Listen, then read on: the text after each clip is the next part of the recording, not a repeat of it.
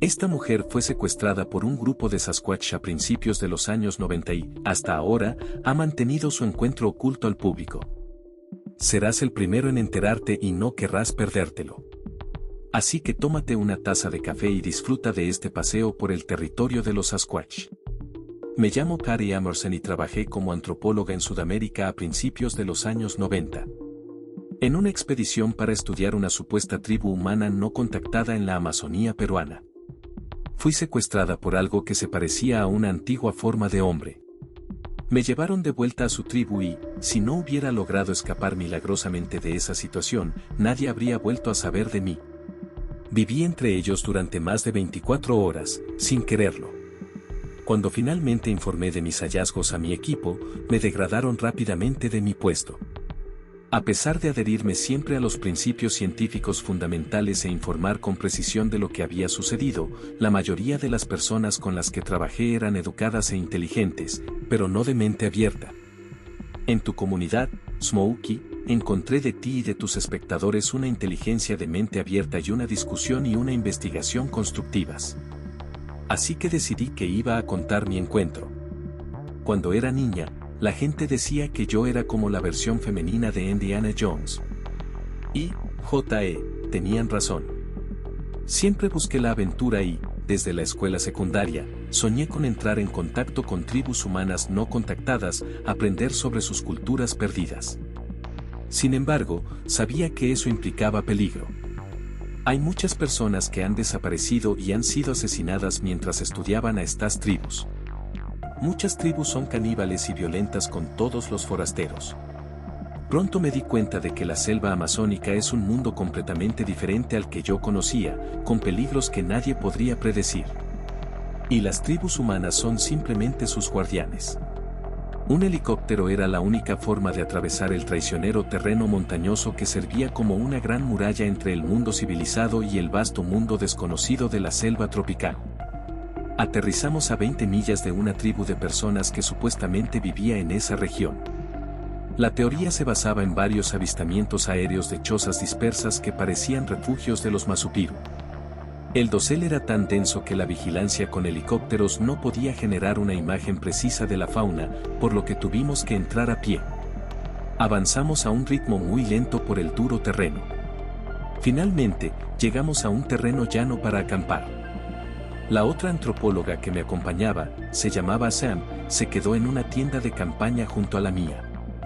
Era como yo en espíritu, pero 30 centímetros más alta, más afable y más grande que todos los hombres. Esa noche nos sentamos afuera alrededor de una fogata y Sam no era la típica. Parecía paranoica, un estado en el que nunca la había visto antes. Me dijo: Pat, creo que vi algo hoy entre los árboles, pero necesito tu opinión.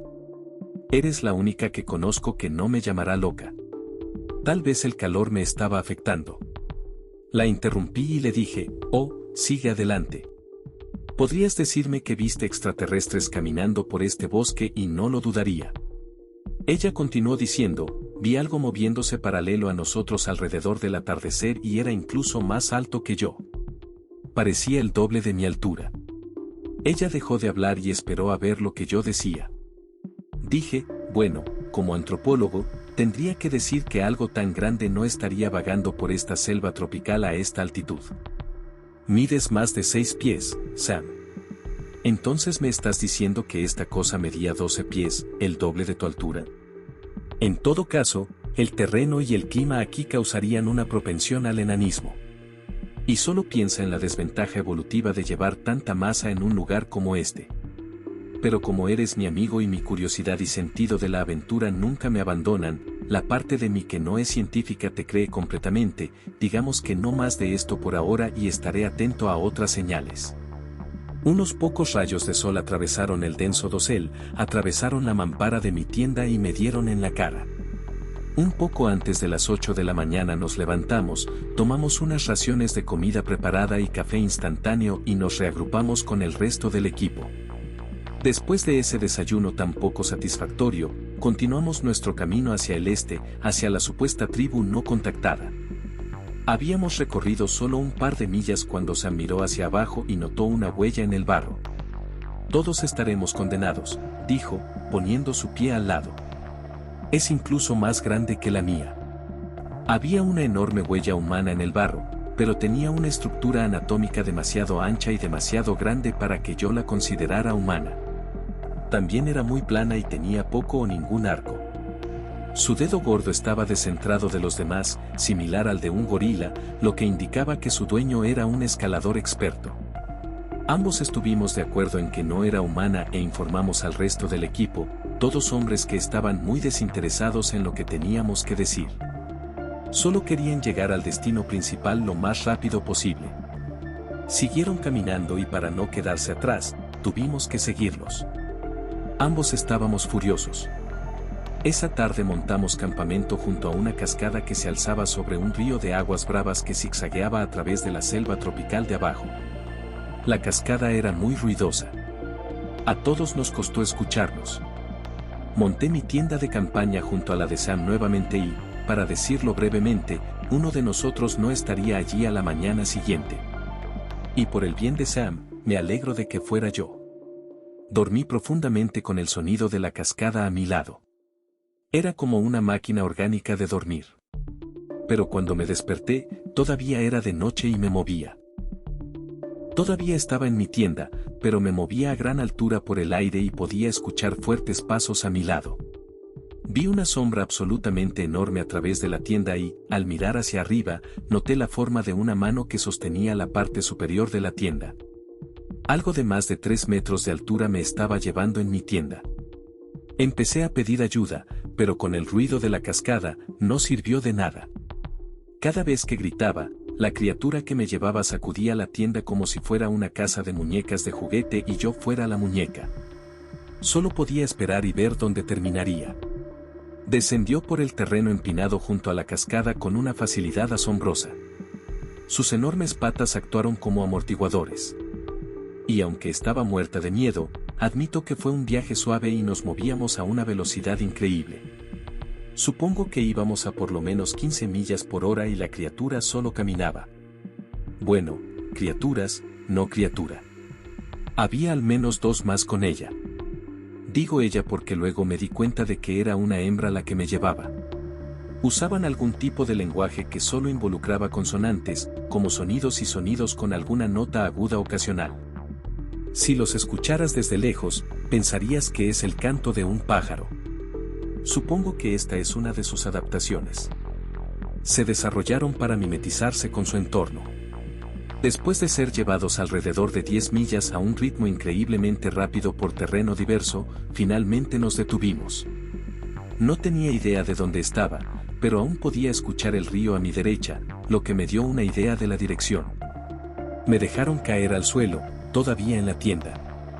Y luego, en un tono aparentemente alegre, con una voz plena y fuerte, la hembra que me llevaba hizo una especie de anuncio de mi llegada. Y en unos segundos, entre 10 y 20 pares de patas estaban alrededor de la tienda. Tenían algún tipo de lenguaje, que puedo concluir con seguridad que era tan estructurado y deliberado como el idioma inglés. No se comunicaban con gritos y alaridos, sino con palabras. Seguí identificando la palabra omama, que creo que era su palabra para humano o mujer humana. Finalmente, atravesaron la tienda y me encontré con las caras de seres simiescos preocupados y curiosos que formaban un círculo a mi alrededor. Eran robustos y sus caras eran anchas, pero sus ojos mostraban cierta inteligencia, si es que se le puede llamar así, simpatía. Levanté las manos, haciendo un gesto de paz, paz. Y todos se rieron y me imitaron, levantando las manos y saltando. No sabía cuáles eran sus intenciones. Finalmente, uno de sus jóvenes se acercó a mí con un palo afilado y me lo apuntó mientras se lanzaba al aire y gritaba. Probablemente tenía entre 7 y 8 años, pero era más grande que yo. Intenté retroceder, pero había otras personas detrás de mí. Entonces, una de las mujeres mayores lo levantó con un brazo y lo llevó de regreso a sus cabañas, aparentemente para regañarlo. La que llevaba la tienda se arrodilló y lentamente me entregó una flor que no pude rechazar. Extendí la mano con gran inquietud y la tomé e hice un gesto de agradecimiento lo mejor que pude. Debieron haberlo entendido y todos vitorearon y lo que parecían sonrisas aparecieron en todos sus rostros. Luego, sin previo aviso, extendió ambos brazos, me envolvió con ellos y me abrazó, lo que más bien parecía que me estuviera asfixiando hasta la muerte. Y cuando casi me desmayé por falta de oxígeno, me bajó e hizo una especie de gesto invitándome a seguirla, cosa que hice. Obviamente no podía decir que no en esa situación. Tenían una especie de aldea diminuta, que en realidad era solo una colección de estructuras de palos con forma de tipi cubiertas de palmeras. También había algunas trampas de lanza amenazantes en el suelo alrededor del límite de su asentamiento. Era de mañana y me di cuenta de que debían haber estado reuniéndose para desayunar. La hembra me hizo sentar en una especie de banco en el centro de la aldea primitiva. Frente a mí había un tronco parecido a un tótem con innumerables muescas y grabados. Todavía no estoy seguro de qué representaban la mayoría de las marcas en ese poste. Mi primer pensamiento fue algún tipo de sistema de calendario o una forma de conmemorar eventos significativos que sucedieron como un sitio conmemorativo. Sin embargo, algunos de ellos me parecieron vagamente familiares. Señaló uno de los grabados que parecía una especie de figura humana con los brazos levantados y luego me señaló a mí. Dijo Hou, mamá. Y lo repetí. Ella sonrió y señaló otro grabado más detallado que se parecía a ella. Dijo Omaya Coco. Y se señaló a sí misma y lo repetí, a lo que ella hizo una especie de ruido de alegría y pude ver una sonrisa genuina aparecer en su rostro. Deduje que Omaya representaba a su gente, lo cual es interesante considerando lo cerca que está de su palabra para nosotros los humanos, o mama. Y creo que la segunda palabra era su nombre, Coco. Me sentí un poco reconfortado de que ella pareciera tenerle cariño, y pensé que si querían matarme, ya estaría muerto. Pero no me malinterpreten, estaba buscando una oportunidad para escapar. No tenía la intención de pasar el resto de mi vida viviendo en la selva tropical con Coco. Cuando los rayos del sol finalmente se abrieron paso a través del dosel, toda la tribu se reunió alrededor del tótem para comer. Tenían una dieta omnívora de vegetación selvática y criaturas anfibias. Me dieron un puñado de diferentes alimentos. Bueno, para ellos un puñado, para mí más bien 10 puñados, envueltos en una hoja ancha. La comida me parecía extraña y lo único que reconocí fue un plátano. Había una especie de mezcla triturada de raíces y nueces, y para mi horror, una rana entera cruda. Todos procedieron a comer con las manos y yo me uní a ellos con vacilación. Probé la mezcla triturada, que sabía a papa cruda y tierra. El plátano todavía estaba verde, pero me sentí más cómodo con eso. Después de comer eso, dejé la hoja junto con la rana.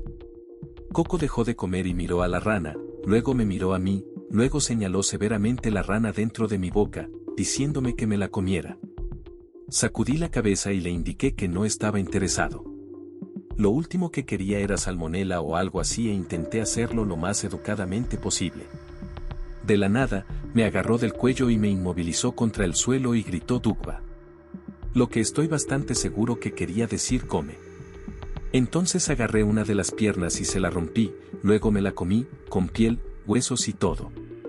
En ese momento sus gestos intimidantes cesaron y me dio una palmadita en la espalda que casi me tiró del banco de palos. Después de ese incidente, estaba aún más desesperado por encontrar una vía de escape, sabiendo que si me enfermaba por la rana, tendría aún menos posibilidades de regresar a la civilización. Decidí esperar hasta que se fueran a dormir y escapar antes de que la intoxicación alimentaria hiciera efecto. Después del desayuno, la tribu hizo una especie de cabaña especial para mí que construyeron con extrema velocidad y técnica, como si fuera una rutina. Usaron su increíble fuerza para romper árboles por la mitad para la madera y usaron enredaderas para unir ciertas piezas. Por alguna razón, la cabaña que me hicieron no se parecía a las demás. Tenía una forma más cuadrada y le faltaban las tejas de hojas de palma. Coco con mucha calma me llevó a sentarme en ella, lo cual hice. Luego se alejó. Me quedé allí sentado confundido y sin saber qué hacer. Decidí no hacer ningún movimiento brusco y mantener un perfil bajo. Apenas un minuto después de haberme sentado, vi a 3 de los machos afuera, haciendo rodar una gran roca del río. La colocaron justo frente a la entrada, y sentí con confianza que me estaban sepultando y que esa era mi tumba. Esperé allí durante horas, pensando que debía ser como un animal de zoológico para ellos, y sentí una verdadera empatía por los gorilas en los zoológicos durante esas horas. Para mi sorpresa, al anochecer hicieron rodar la roca y me hicieron un gesto para que saliera con expresiones felices. Salí con mucho cuidado y me llevaron hasta el tótem. Dos de los mayores rasparon las hojas del suelo y desenterraron una gran piedra plana que tenía una forma y un tallado intrincados y estaba manchada de rojo por todas partes. No dijeron nada y se alejaron para ayudar a los demás a sacar la comida. Esta comida era más carnívora e incluía extremidades y costillas crudas de animales todavía envueltas en hojas.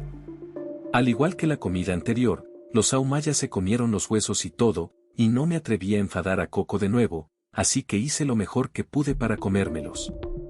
Cuando todos terminaron de comer, Coco señaló otro grabado que no había notado antes. Parecía otro grabado al azar, pero cuando lo miré más de cerca, vi una representación inquietante. Eran dos de su especie sosteniendo el cuerpo sin vida de un tercero en un palo. No podía decir que representaba el que estaba en el palo, si era un animal o uno de ellos. Había una huella de mano hecha con una mancha roja que la cubría. Supongo que era sangre. Se detuvo por un buen minuto con una expresión distante en su rostro. Luego, sin decir otra palabra, me señaló directamente y todos se quedaron en silencio. Los ojos de Coco y los ojos de toda la tribu, los 19, estaban fijos en mí. Después de eso, supe muy claramente lo que estaban planeando, y supe que era esa piedra y que era la mancha roja. Y deduje que el tótem era una especie de monumento religioso. Recé por una muerte rápida, sabiendo que rodeado de todos ellos, no había nada que pudiera hacer. Pero por alguna razón, me llevaron de regreso a la cabaña, o debería decir jaula que hicieron para mí. Cuando me senté allí, para mi absoluta sorpresa, uno de ellos hizo un fuego usando un método de taladro manual que los pueblos indígenas de los mundos han usado durante milenios, y colocaron el fuego alrededor de la piedra. Todos se acercaron y se quedaron de pie alrededor del tótem, con los ojos alzados al cielo, cantando una especie de himno que no tenía melodía ni ritmo. Era una serie de palabras desordenadas que todos cantaban en el tono que su voz tocaba, creando un sonido extremadamente discordante. Si iba a escapar, este sería el momento. Mientras estaban distraídos por su ceremonia, la construcción de la jaula era tan resistente que no se movería, pero para mi ventaja, solo mido alrededor de 1,50 metros. Es exactamente por eso que dije, me alegro de que fuera yo y no Sam a quien se llevaron. Encontré un pequeño espacio entre dos de los palos. Con solo unas pocas enredaderas bloqueando la salida, no tuve otra opción que masticar las enredaderas lo más rápido que pude sin hacer ruido.